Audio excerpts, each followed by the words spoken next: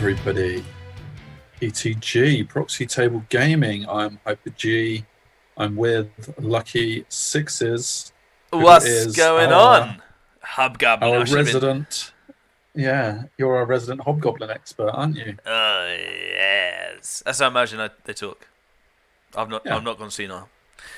I'm a Hobgoblin. Yeah. Oh, what good. lovely art. It's beautiful, isn't it? Yeah. And you got a bit of insight into the colours chosen, didn't you, during your Essence game? We did. Yeah. It was originally red. What? Yeah. What the frig? Can't possibly be red.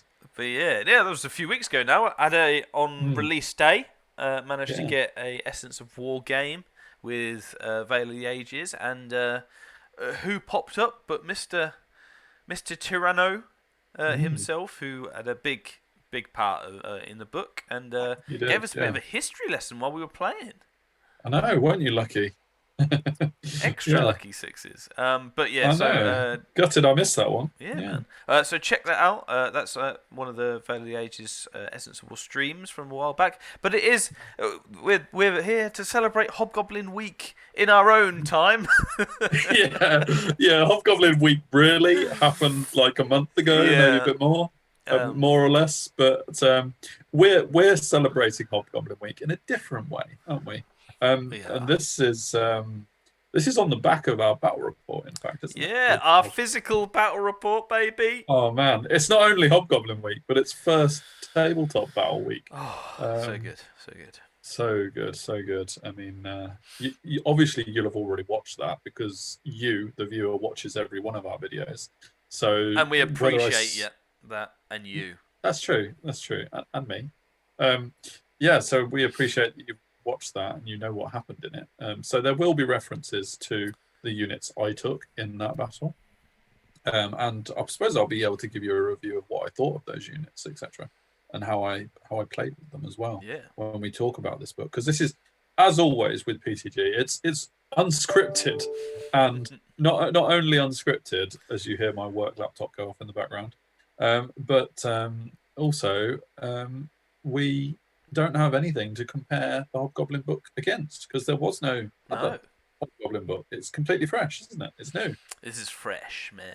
And it's a supplementary army to Infernal Dwarfs, but I think personally that this is only vaguely Infernal Dwarfs, really. There's only a few rules that cross over, aren't there? Bit of everything. Yeah. I mean, as we had from that stream and other things, this is very historical based in with the fantasy spin. So I'm excited, and let's get stuck in. I think we should. And speaking of historical, though, it's quite intriguing to me as a bit of a history dude myself that Makar have come and gone, and Hobgoblins are now here. And in the olden days, Hobgoblins kind of played the role that Makar have taken in the Ninth Age. Like Hobgoblins were the Genghis Khan army in the past, whereas now Makar have gone into that role, and Hobgoblins have got their own area, which is kind of cool, I think. But yeah. Anyway, like you say, let's get stuck in because I can see that you're riveted by that statement. Yeah. That's how I was most throughout the stream, actually. Yeah. Fair enough. Yes. Yeah. I mean, you don't read. I've never read. I don't read this. I'm just looking at the pictures. What a lovely. I started this video with. What a lovely bit of art. No, it's cool. I mean, when that picture dropped on the forum for the army that was coming, there was a lot of speculation as to what that army might be, wasn't there? But delighted to say that it's Hobgoblins. Don't need to linger on this page too much because it's just a contents page, people. Just contents. Let's get into the content. One thing about the book that I quite like is these snippets of fluff that just randomly appear. I mean, one of the criticisms that Ninth Age gets is where's the fluff? Where's the story? And we won't go into that today. No, that's a debate. But that's not... Absolutely, we won't touch that with a barge pole. But these little snippets of fluff are actually quite a nice feature in a book. I kind of like them. I like I how do they as fit well. in. So credit to those who either wrote them or decided to put them in. I think it's a nice addition. Or both. So let's, really. yeah, absolutely. So let's look at this army-specific rule first of all, and this one's quite colourful to begin with, isn't it? Warrior vassals. The total combat score bonus gained by each player from duels, from lost health points on enemy units and overkill, is reduced by 1 to a minimum of 0. Yeah. So yeah, that's nice. If you have a champion and you know they're going to get absolutely craned in a duel, you don't lose by quite as much. But actually can be important. So that's a really subtle one. I think so. But actually can be really important depending on what goes into what. So because with Ninth Age they kind of fixed the whole challenging out a character and then winning by combat res by having the overkill rule, didn't they? So that now you can kill the champion and get 3 overkill and still draw or win combat. Yeah. Because of even against large ranked units. But this kind of brings it back in the favour of large ranked units. For sure. It's stronger than it looks. It doesn't look much, but it is quite strong. But at the same point, I don't think it's too powerful either. I think it's a nice one to have in there, but it's quite situational. But I like it as an opening gambit for the book. Let's look at the army model rules. This is also a specific one to the Hobgoblins. And actually, funnily enough, it wasn't planned when I said it, but this is kind of a little bit of a testament to the Macaw side of things. Because Iron Rain is a shooting ability, attack attribute, and shooting attacks made by the model while located in the target's flank or rear arc gain +1 to hit and +1 armor penetration. So that's kind of like a little bit of a Mongol rule. Like heavy fire from all directions, basically. Iron Rain. And that suggests that they are a mobile, tricksy shooting army. For sure. We're going to see Iron Rain quite a lot in the unit profiles. Yeah. So I don't think we need to really consider. I think as a little bit of a sort of movement, this sort of gives you the impression that it is going to be. I mean, you've 2 rules there: combat and it's a utility army. It's not focused on one specific thing. It does quite a lot. It's quite a different. It has lots of phases, which makes it quite fun. So yeah, absolutely. And then we move into the armory, which is where you get your Infernal Dwarf reference. And these rules are very much straight out of the Infernal Dwarf book, which is absolutely fine. So you got your Infernal Armor, which is basically plate armor with a bit of Aegis against flaming. You got your Blunderbuss, which I still don't understand. No, I do. It's very simple, sort of. It's a lot simpler than it was, put it that way. Short range. It's just short range, short range, high strength. And then you've got your Flintlock Axe, which again is slightly shorter range than a lot of people would like, but it's still pretty good, and they had to increase the cost because of it, really. But yeah, I mean, those are Infernal Dwarf things, so they're just in there for the Hobgoblins to take. The other one, though, that they've sneaked into this armory is Hobgoblin Scimitar, which is a very unique weapon for the Hobgoblins. 200 close combat weapon. Attacks made with this weapon gain +1 armor penetration. In addition, attacks made with this weapon that are allocated towards models that are large and beast, large in cavalry, or gigantic gain +2 strength. So we're classifying these Hobgoblins as Gribbly killers, aren't we, really? Yeah, that's another fairly strong one, I think. Yeah. Again, it's got a hint of situational to it. Yeah. Because obviously it's not good against infantry, it's not good against standard, etc. You have to fit within those brackets to get the benefit. And if you're on foot as well, it's very hard to those things will just avoid you. But it's a strong thing if you do get it, for sure. And I mean, I go into the battle that we had that's just come up earlier in the week. I was hoping to make use of this rule, and unfortunately didn't manage to, as you may or may not recall. But we won't go there. Anyway, right, yeah, cool. We're ready to move on to the hereditary spell. Yeah, man. I should mention the Scimitar is 2-handed, so it's very much a choppy as opposed to offensive. Choppy. Yeah. Cool. Hereditary spell. I love this. I love this hereditary spell. I think this is genius. and I don't know whether it's overpowered or underpowered. I just think it's genius. Unstable, man. Is it a good thing or is it a bad thing? It's crazy. That's good. Now, the hex is pretty high, to be fair. Yes, 11 plus is pretty high for a hereditary spell. Yeah. Is that higher than the Highborn Elf one? Yeah. I think Highborn Elf is... Well, it is with Highborns anyway, because +1 to cast. 11 plus is Wrath of God, isn't it? Yeah, so, it's which, so I get that, and like if you're going to put unstable, that needs to be really high. However, the augment is very low, considering it basically gives them unbreakable. In a manner of speaking. Yeah, yes. I know they'll lose lots of things, but it means that they won't run. Now having that's insane. That not having to worry about running away is incredible. Yeah, man. And if you've got cheap models, which obviously we haven't looked at them yet, but you're probably going to have some cheap models. Yeah. You don't care about them dying. That's it. You just want them to stick in a position. Obviously, that will last 2 rounds though. So if you're doing that, it's fun. It's fun, isn't it? You might need 2 rounds though if you charge. Yeah, it's keep them in place. It's a fun thing for sure.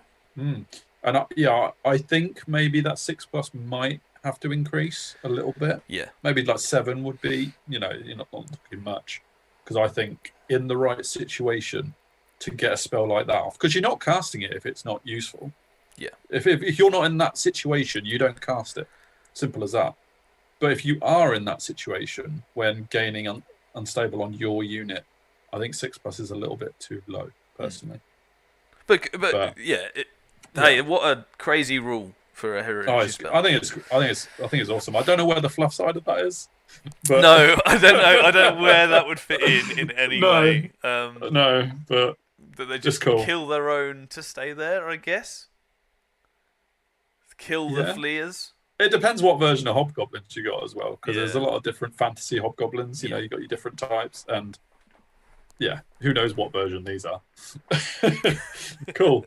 Special items. So there's only a couple that are actually direct links from the Infernal Dwarf book here, and I'll sort of skip round them. Actually, I say only a couple. I think it might only be Breath of the Brass Bull, actually. I think the others are either new or from other books. I mean, can you spot any? I mean, Green Tide is Orcs and Goblins, obviously. So, the Bearers unit gains fight extra rank and the same price as well. And I love that. I mean, I love Orcs and Goblins. I love Green Tide. And the Breath of the Brass Bull, the artifact for 80 points, is an ID Inferno Dwarf item. I don't know if I recognise any of the others from the other books, and I'm really annoyed if I've missed that. I think they're all new items, but or is Zartosh's Chains? Yeah, that's the only other one I would think might be ID. I have to admit that the ID book changed so much that I even from our review. I've had so many different versions in my head that I can't remember what's current and what's not anymore with ID. So but some cool ones. These are quite cool. I mean, you've got the Wicked Serrations, which is only for Hobgoblin Scimitars as well, which is a nice little extra thing. Basically, if you can get your model with the Scimitar to attack first, then you downgrade what you're fighting for everyone else to have a pop at it, which is quite nice. Obviously, you've got to work out the right way of doing that and make sure you're attacking before you. And again, if it is one of the big beasties, which is high resilience, you're +2 strength anyway, so effectively +3 strength with the -1 resilience. If you've got Pip of AP as well. So and obviously the attacks on the beasts are really important. So it's really it doubles up. It doubles up on the big beasties massively. It's a double swing, absolutely, and also you're taking an attack away from them. So nice, very nice. If anything, it's quite cheap, but then the situational side of it means that it can't be too expensive because you could be taking it for no reason. Sure. So, elemental play is an interesting one. I had to read this a few times, actually. The wearer gains Aegis 4 up against close combat attacks. I'm with you so far. The Aegis save cannot be used against close combat attacks. I mean, now my mind's blown. Because of that contradiction. I've got 4 up against close combat attacks, but I can't take it against close combat. Made with a hand weapon. Oh, right, okay. So if they've got a fancy weapon, then I can get my 4 up Aegis. But if they've got a hand weapon, no dice. In addition, the wearer gains 4 up Aegis against flaming attacks. So skeletons are really good at against it. Yeah, I've got my head around it now. I'm not quite sure about the fluff side of it being called an elemental plate because the elements aren't hugely involved in the basic game. It's just a magic thing. Yeah. But maybe I'm missing And something surely that would work the other way around then as well. Like, well, yeah. the hand weapon would be rubbish against it, but magical weapons would be good. Yeah, but either way, it's cool. So yeah, so everything apart from a hand weapon, you get 4-up Aegis. Yeah, For 65 exactly, points, you'd probably... I mean, 4-up against Flaming is cool. You'd probably say that's a little bit expensive. Yeah, but then if you're right against the right opponent and you can see a unit that hasn't got hand weapons, then you just go for them. Sure. So, Death's Head Aura, that one might be another book, actually. I'm not sure. Again, it's a suit of armor enchantment. If on foot, gains +2 armor. Nice. If mounted, just +1. In addition, the wearer gains Aegis 3 up against special attacks. I'm really bad at remembering what a special attack is and what a normal attack is. So I think I'd stay away from it just from that reason. Sure, yeah. Just because you're not gonna remember. I don't remember what a special attack is and what isn't. So I just cut that. Not taking it. Sorry, sorry lads. Sorry lads, I'm not taking that one. But it's cool. Predator Pendant. We've already spoke about Green Tide. It's amazing. It's the best item in every book ever. Predator Pendant cannot be taken by units count towards a core. Fair enough. This is a banner enchantment. The bearer's unit gain devastating charge. Distraction. Yeah, it's good. Nice. That's nice. Distraction is good. The fact it's devastating charge makes it a little bit worse, but on the things you're going to be putting it on, you're probably going to get the charge. So yeah, that's the plan. Breath of the Brass Ball is very much an ID thing, gaining a health point and breath attack toxic. Yeah, solid. Very nice. Is it 80 points worth? Toxic attacks for an artifact. How that can change battles. So yeah, for an artifact for sure. Yeah, and Zartosh's Chains. Enemy units in base contact suffer -2 defensive skill. Very nice. The roll for flee distance for enemy units in base contact with the bearer's model is subject to minimize roll. Nice. Yeah, that's really good. That's really good. Again, on the right thing. Nice. Yeah. Cool. In terms of army organization, very standard. Nothing too much to write home about there. You got your main character. There's only 2 different types of characters. 2 or 3? Might be 3. There's 3. I think. Have I looked at this book before? You'd think so. The Shah. Again, you've got a little fluffy extract, which is nice. He's your basic bog standard leader, really. Yeah, strength 4, res 4. 4 attacks is pretty good, but I think that's like a goblin, isn't it? Goblin Lord. Yeah, exactly. Yeah. I mean, he's only got strength 4, res 4. So he is relying on his weapons to boost that and his enchantments. But obviously, you could argue that's a lot of characters.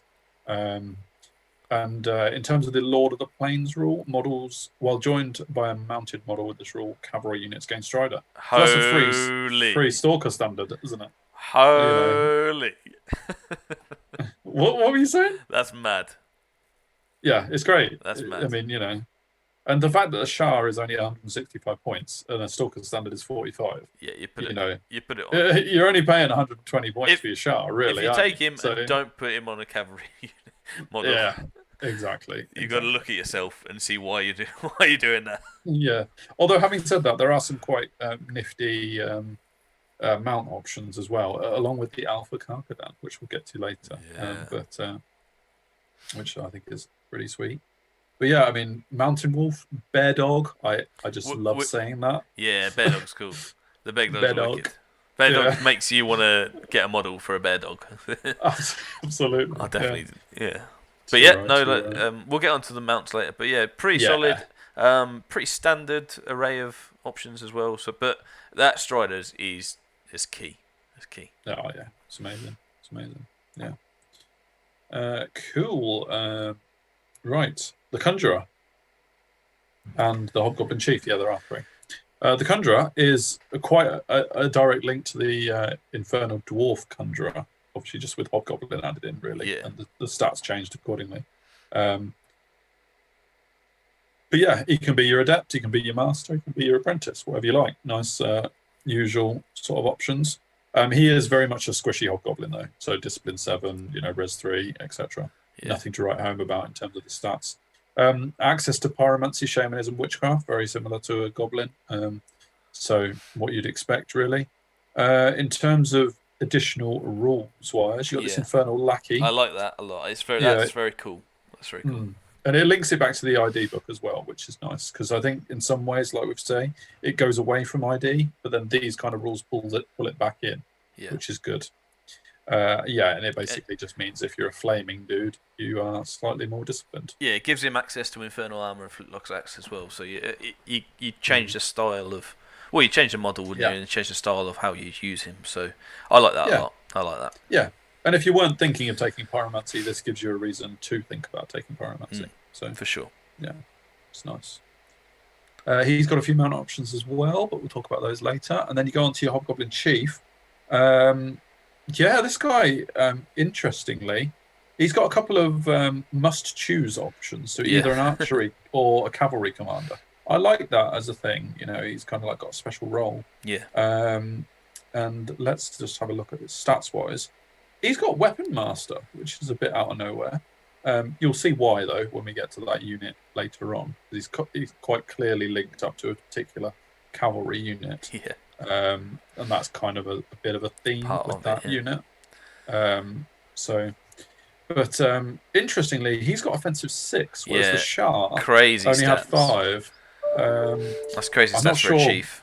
Yeah, I'm not sure what's come about how that's come about, really, because he's. I guess has he got to be better than the unit involved? So maybe his stats are purposefully high just to increase for that. Maybe. Yeah. But that's pretty good. Offensive 6, offensive 5 is pretty good for a Hobgoblin.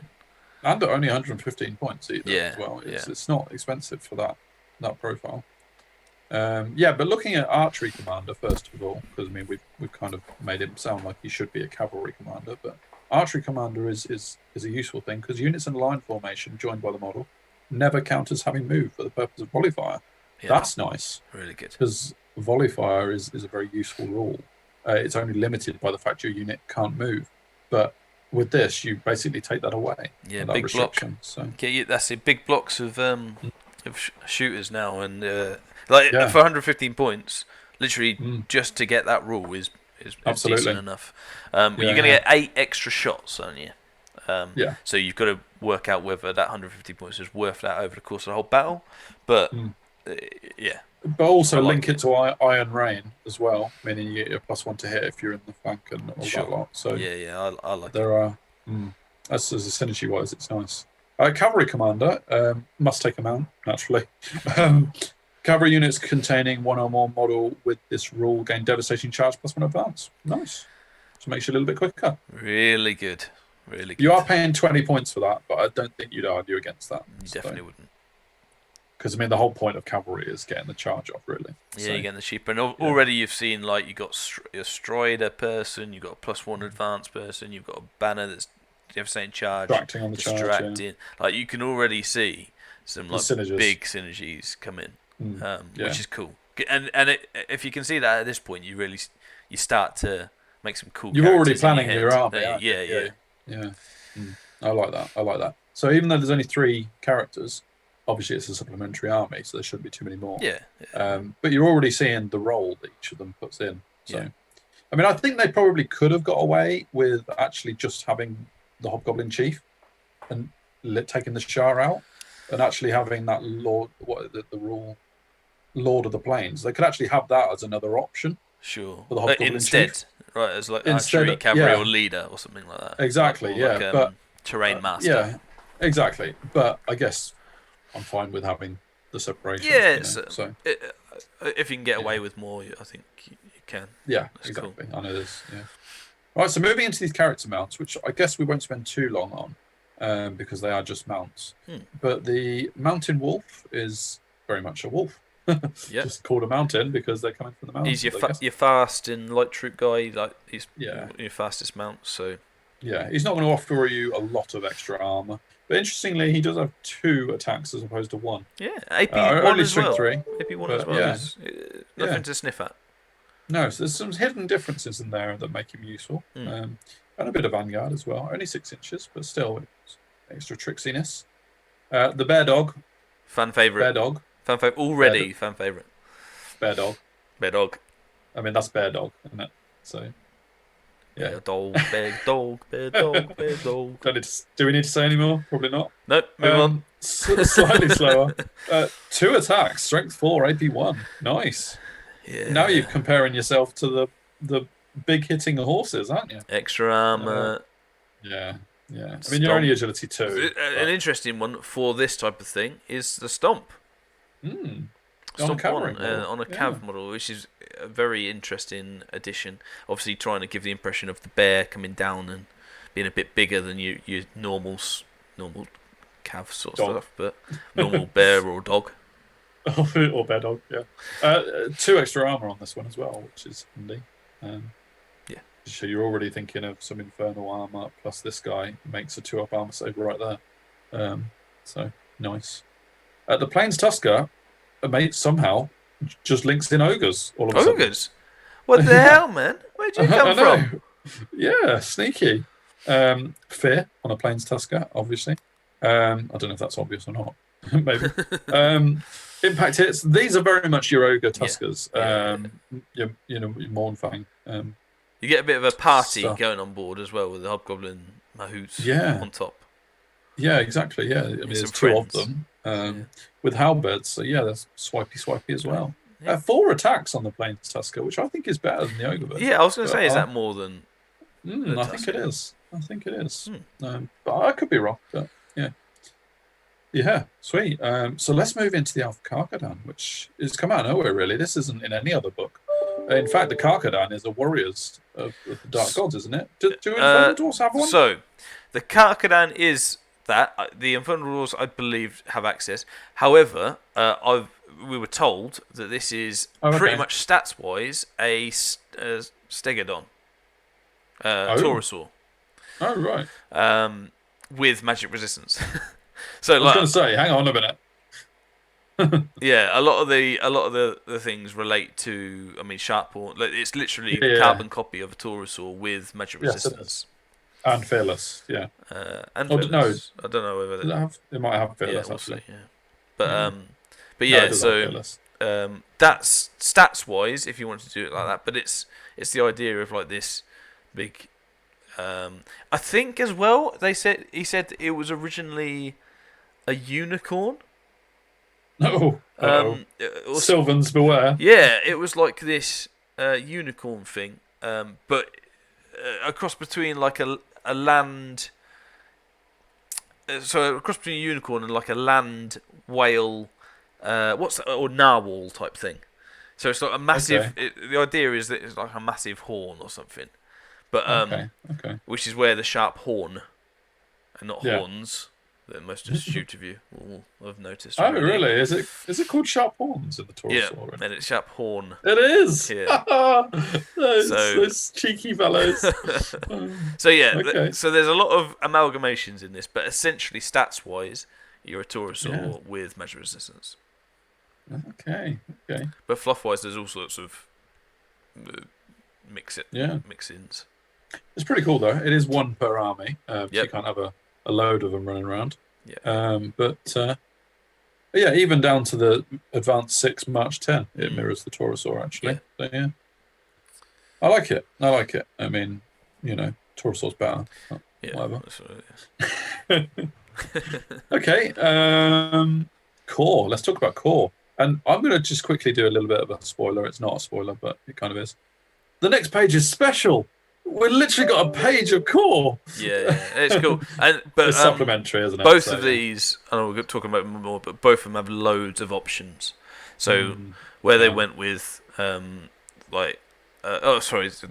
levy specifically, actually, like less units but more options. So you can do a lot with them.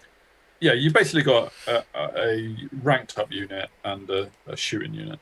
Basically, is your options in core, and they are your grunts of your army, really, which is what core's for anyway. And cheap as well. Warriors, they're nearly zombie cheap. Yes, nearly. Without undead. Well, they could have unstable. Well, that's it. Yeah. Cool. Yeah. So you've got options to take bows on your levies if you want to make it that big unit with the archery commander on the chief for volley fire, or you can take them as very much your bus formation, or dealing out a few attacks in line formation. So yeah, there's not a lot really to say about the Hob levies other than they are what you want them to be for your core scoring unit. Really, just stick it in where you want it, and away you go. I was making a few innuendos. Oh my goodness! You don't know how hard I've tried not to say anything else. Let's move on. Hobslingers. This one's weird because when I saw this, I was like, I'm filling out my core with Hobslingers because of the boiling oil rule and sling. And then, of course, I saw 0 to 2 units per army. For a reason. For a reason. Absolutely. So this unit counts both towards core and blotting the sun, which is a 35% limitation on the army. Which is still a decent amount. 35% doesn't restrict you too much, I don't think. Oh, go up a minute. Just want to see that sling rule. Oh no, sorry. Down. I guess sorry. No, cool. Yeah. Sorry, Karen. Yeah. So you start with 10, and they are skirmishers in loose formation with hard target. They get the vanguard as well. But it's this boiling oil rule, really, which we'll talk about before we mention the sling. If one or more simultaneous attacks with boiling oil hit, after resolving these attacks, the target unit gains 1 boiling oil marker. If a unit with 1 or more boiling oil markers is targeted by shooting attacks with Iron Rain, the shooting attack models are considered to be located in the target's rear arc for the purpose of Iron Rain, not for the purpose of other rules like area attack. Remove all markers from a unit when it suffers 1 or more health point losses from attacks with Iron Rain, or at the end of the shooting phase, whichever comes first. Yeah. So insane. You got to remember Iron Rain before you really understand this, which it does reference there. Iron Rain gives you +1 to hit and +1 AP if you are shooting in the target's rear or flank. So this, by having a boiling oil marker on a unit you've shot at, or you're going to shoot at, you get +1 to hit and +1 AP. Yeah, and you only need to hit. You don't need to wound with that. And exactly. When you've got 20, unit, when you're going to have 20 because OBS, you are going to hit, and you can move 8 and shoot 18. So you got threat range 26, which actually is pretty decent for a relatively cheap unit, even with all that stuff. I mean, even if you take an extra 10 for another 60 points, you're only talking 185 points maximum spend, because you can't take command. So I mean, unless you've got a particular niche that you're trying to take in your army based in these as your only core options, I don't see anyone not taking 2 units of these. No, of max as well. Yeah, I mean, I took 2 units of 18, but that was just because I'm a sucker for nice formations. Of three ranks of 6. But yeah, very good option. Agreed. Very good option. So moving into special, and these are 2 units that I've taken as well in my army, so I know a little bit about them. Mountain Wolf Cavalry. They're your cheap expendable chaff, really. Feign Flight, Light Troops, Vanguard, all that standard jazz. You come with a 4-up armor save, which is nice. It doesn't make you spend points on a shield because, I guess you could. You've got shields argue already, so exactly. That would be the extra thing. Some of these types of units have to pay for a shield to get the 4-up. Yeah. These are just given it, which is fine. It saves time. Interestingly, though, these Hobgoblin riders, they're carrying proper lances. Actual lance. I don't know what they did to get that over light lance. Again, sometimes units like this have to pay for a light lance. I don't even bother with light lances, mate. No. They got the full-on lances. Absolutely not. And that one's a bit odd because, I mean, you don't see infernal dwarfs with lances. So I don't know where they got them from. Yeah. I guess this is like a fluff thing wanting to be and putting it into that. But it's cool. They're not going to... you're not really going to be looking to charge with them. No, they're just chaff. Yeah, I think... I don't think you could argue anything other than chaff with this.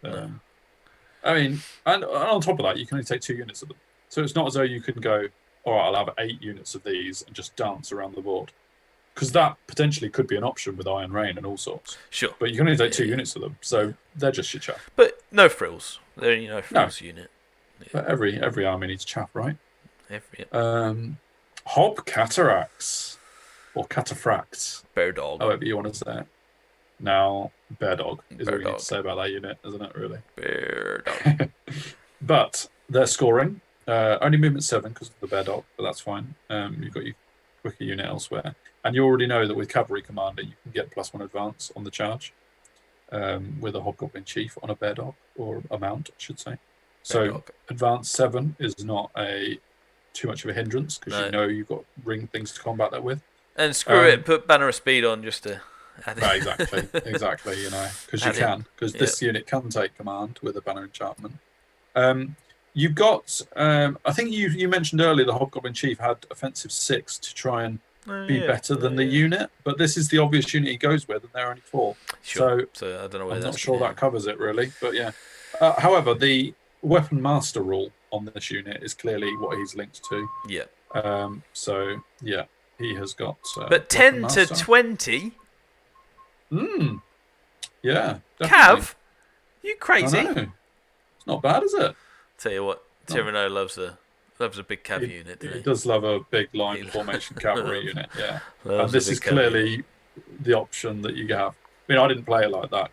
I fancied doing something different, but you can definitely see that. Yeah, someone who likes a lot of cavalry might play it that way. And why not? Because this unit is capable. Especially with Weapon Master, they're a utility unit and bow, so you can use them as that go around the side and shoot option.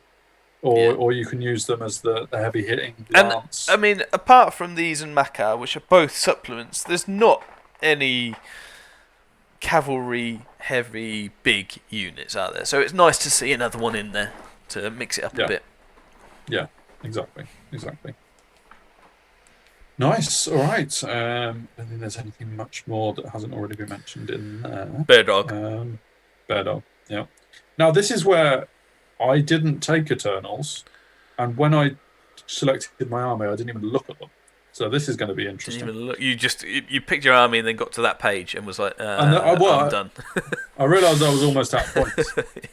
No, to be fair, I had a Tusker unit as well.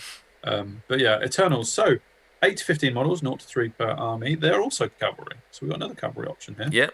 Yeah. 3 cavalry options straight off the bat in special. Scoring 714. More bear dogs. Good. Bear dog. These are your Hobgoblin Scimitar units, and they are offensive skill 5. So maybe your point does actually make sense. Yeah, sure. He's a better hunter guy. Yeah. But then, it is interesting. So these are your beast killers, basically, with the Hobgoblin Scimitars. So you've got your Cataphracts, who are your standard cavalry bruisers, almost. And these guys are your beast hunters, very much on the same mounts, but different armor, a different weapon. Yeah. I should mention these Eternals have infernal armor, which gives them a straight up 2-up armor, whereas the Cataphracts have to rely on heavy armor and shield for the same effect. With obviously less flaming protection. The Hobgoblin Scimitar is +1 AP all the time anyway, isn't it? Yes. So yes, it is, yeah.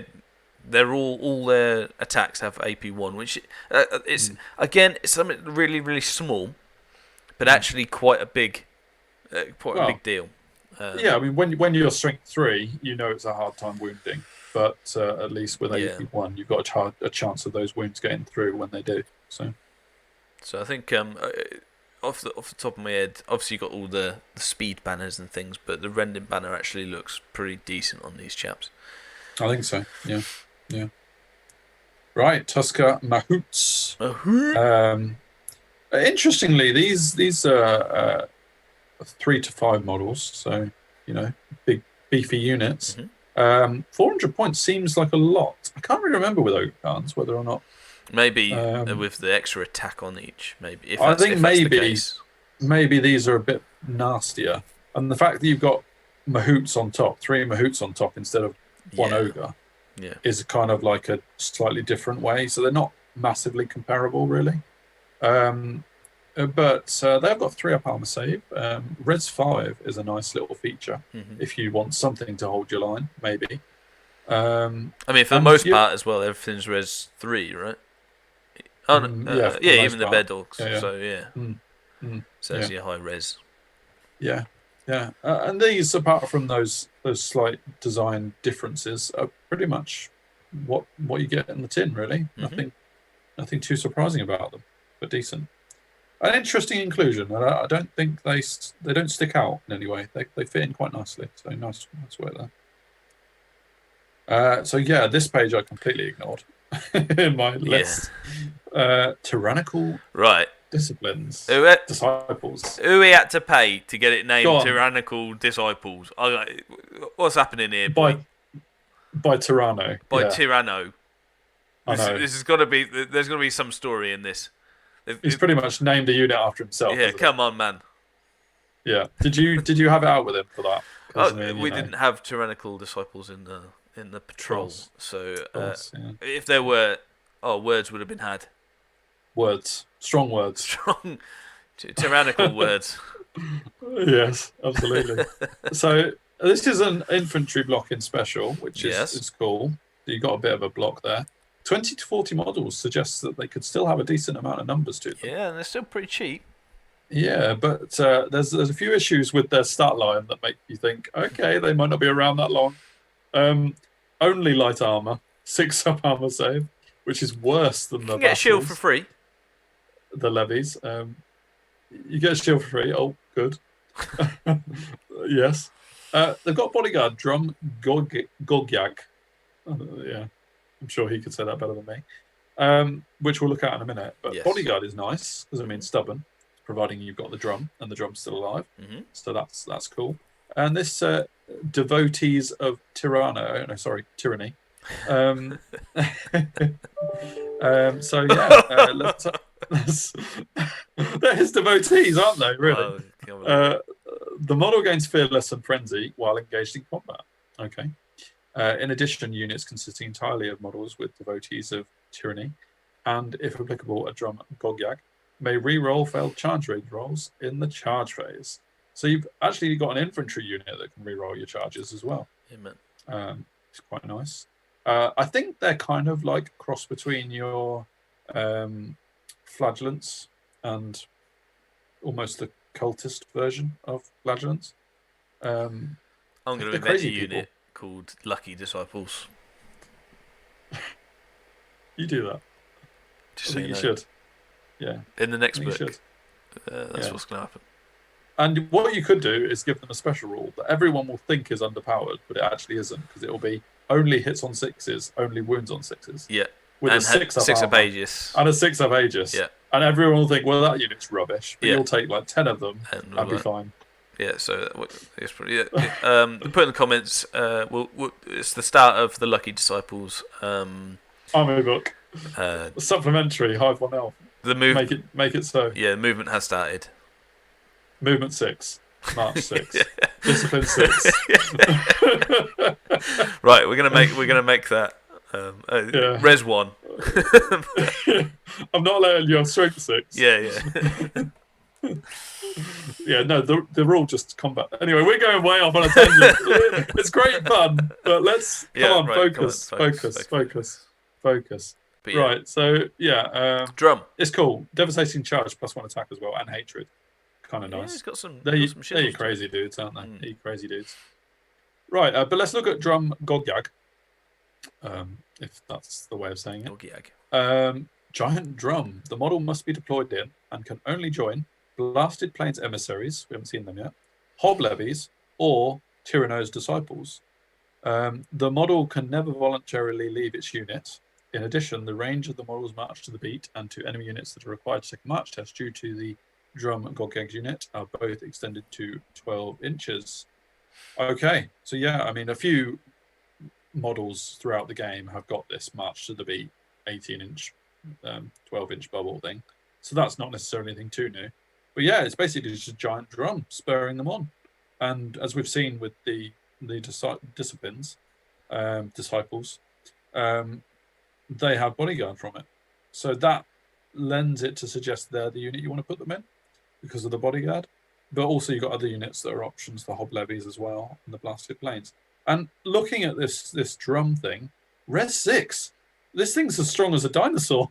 Yeah. I mean, that's a hell of a drum, isn't it? Yeah. So, yeah, I mean, I don't know what. I mean, it's a gigantic beast, though. Like, so it's not terrible No. attacks-wise, either. no, Like, strength 5, 4 attacks, the Gogyag. yeah, and they've got strength 4 attacks. AC1. Like, so you're bumping out 8 attack. It's not terrible. And it's got Stomp, D6, because of being gigantic. And it's got Swift Stride for being a beast, not that its unit can benefit from that directly. Does it have Stomp? Even with war platform and stuff? Maybe. I think so. You might be right. Yeah, I think so. You still get Stomp for being a Musician. Yeah. Cray. Can't be your leader. Can't be. No, that's true. Yeah, all right, fair. Why is that in there? Completely fine. Yeah, no problem. Why is that in there? Oh, because it counts as a character when it's a war platform, is it? Yeah, I think so, yeah. I don't know. Yeah. I like it. I mean, it's pretty crazy. I mean, I didn't take it, but... Yeah, it's a fun unit for sure. Yeah, it didn't fit in my meta. Simple as that. Meta. But no, it looks pretty cool. Right, Blotting the Sun. These are the other unit can go in. Blasted Plains Emissaries. 20 to 30, another decent size infantry unit that you can take in this area. Blotting the Sun suggests it's going to be shooty. So is it shooty? Yeah, wow, suddenly your flintlock axes and your blunderbusses up here. I mean, where have they been all? Yeah, so these are your actual ID, aren't they? Yeah, pretty much. Kind of. They aren't Res 4 Res though, 4, because so they're not actually dwarfs. They're still hobgoblins, I guess. But yeah, But they got all the gear. Yeah, there isn't a lot to say about them other than they're hobgoblins in all dwarf the armor gear, with dwarf weapons, aren't they? No ID. Fair enough. But only one attack. You know, there's no extra real rules with that other than the Iron Rain and the weapons. Yeah, it's just access to the flintlocks and stuff, isn't it? Exactly. Yeah. So there they are. And then Sky Mountain emissaries. So this is 2 different types of emissaries. Interesting that they're split into 2 units as opposed to options on one. But like we've said before, if you can get more units in, why not? These ones are really weird. They combine a lot of different things. Yeah, basically. a lot of rules. I mean, I don't know whether there was talk about a typo in the HP values, but yeah, there was a talk of typo, and I didn't really follow it. But I probably shouldn't have even mentioned it because I'm not sure of the details. Yeah. But yeah, this is a 6-inch, 12-inch cavalry unit. Not that quick, but you know, decent. 3 to 8 models on a 40 by 60 millimeter base, which is odd. But I guess they're like your Feldrak size. Is that right? No, they're not even that. No, that's Feldraks are bigger, aren't 50 by 75, isn't it? Yeah. So this is a weird size, isn't it? It's not quite chariot. It's an ogre and a half, isn't it? Yeah, I don't, basically. Yeah. Very odd size. I'm not sure if there's anything else that's 40 by 60, but anyway. Very odd size. Yeah, I mean, maybe Tyranno's got loads of 40 by 60 movement trays he needs to use. So, so 2 HP, Res 4, interesting. I'm really struggling with this unit because I really don't know what it would look like in any way or what it is. Saddle cannon is a little bit like the lead belchers, right? Or the bombardiers, yeah. Absolutely, I wasn't even getting onto that yet, but yeah, you're right. That's an overall that's just thrown in there as well. Camels, colossal camels. So it's camels with mini cannons on, firing just like kitchenware. Yeah. All right. It's all right, isn't it? In the Sky Mountain. Yeah. Interesting. Different. It's very different. It's a mismatch unit that probably works really well, but I couldn't even begin to say whether this is a powerful option or not because it's just so many different things. So, yeah. Ballista. I was surprised to see 0 to 2 units per army when I saw this, but then I remembered the slingers with their little boiling oil rule, and I realised why. Because, I mean, you saw in the battle, I basically used the boiling oil to target a unit and then followed up with a ballista. And that is exactly what you're meant to do, I think. with the Hob Ballista. And when they're only 100 points, you're going to take 2. So absolutely. they're only that's your last option in the book. Bearing in mind there is no more. How not limited you are, but how much your focus goes to the slingers in core. That 2 of these are obvious. Absolutely, and 200 points for 2 of them is great. I mean, they can't be much more expensive, I guess, because they are just ballistas, and they are likely to be hitting on 5s at long range early on. Yeah. But when you account for the boiling oil, they're still decent. So. Yeah, and that is the book basically. Concludes. The rest is quick reference. So let's just leave us on our Tyranny Disciples. Yeah. Oh no, go back to the art. Oh, I know. I love a bit of art. So I mean, we have very much mentioned Tyranny quite a lot in that. That's because of his appearance on the previous Essence. But we know that there was a lot of people who put their effort into this book. Well, we don't know that. We assume. Yeah. Oh, there always is. I mean, the art, especially the fluff. Yeah. There isn't contributions in this, so there isn't credits page. Credits. That's what I mean. Yeah. Blank at the moment. So I'm hoping that comes up so we can sort of see who's done it, because that is a cool picture, and if it can carry on that vein for the rest of the book and a bit more artwork and things, and for like some of the new books as well, then that's pretty cool. But overall, I do like this book. I think it's very well done. I think the synergies are awesome. Are they too powerful? Maybe. But there are things that draw it back. Like, you got a lot of shooting buffs, but they're only strength 3 mostly. So, there's always that. There's a lot of little subtle AP1s and things like that dotted around, which I mean, from a competitive point of view, I don't know whether it is that much better. I think all the synergies can come together to be really, really, really good. But what it does do for sure is you look at this book and you want to create an army and play it, and you want to try things out, and immediately you tried something and you've got. I mean, there's not many options in this book, but you only got half of the book. So absolutely, I think you got credit where credit's due. I think there is a lot of really good synergies dotted around. It gets your creative juices flowing, and Bear Dog, right? Exactly. And one other point on the wanting to use things as well. When it came to picking my list, I think I picked 4 of the 7 special items in my list, and that wasn't because I had to struggle. It was because I wanted to. And sometimes you can see a new book and you pick out 1 or 2, and then you go to the rule book for the rest, because they're your standard design things. But there's a lot of things in this book that make you want to play them. Absolutely. Which is really cool. So I think they've done a really good job with this one. Yeah, agreed. I mean, the little teasing on the Tyranny Disciples aside, I think it's got a nice fluff to it as well. Do we think that this little one of these 2 smaller ones is actually a bear dog or a wolf or a mountain wolf? No, yeah, it's definitely a bear dog on the bigger one. Or no, that's a Tusker thing. Isn't it? Because it's got 3 proper, 3 riders. mahouts on top. Yeah. So is that a mountain wolf or is it a bear dog? So I mean, you got a different wolf in the foreground. So maybe there's literally Tusker. Yeah. Oh yeah, cool. Let's call it bear dog. Bear dog. He's a bear dog now. He's bear nice. Dog. And on that, we should leave it. So good job, folks. Really enjoyable. I enjoyed playing them. Go and watch the battle report. I won't spoil what happened, but someone, just completely. Yeah, it was good. It was a good battle. It was a good battle. Yeah, absolutely. So go and have a look at that. Give us some comments on what you think about the Hobgoblin book. Let us know what you would like to play in it.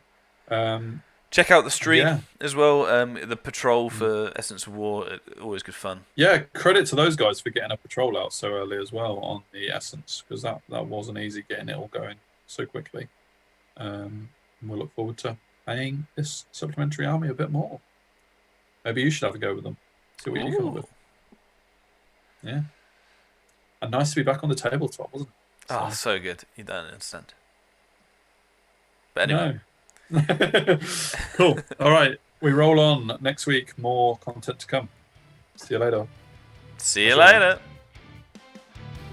Bear dog.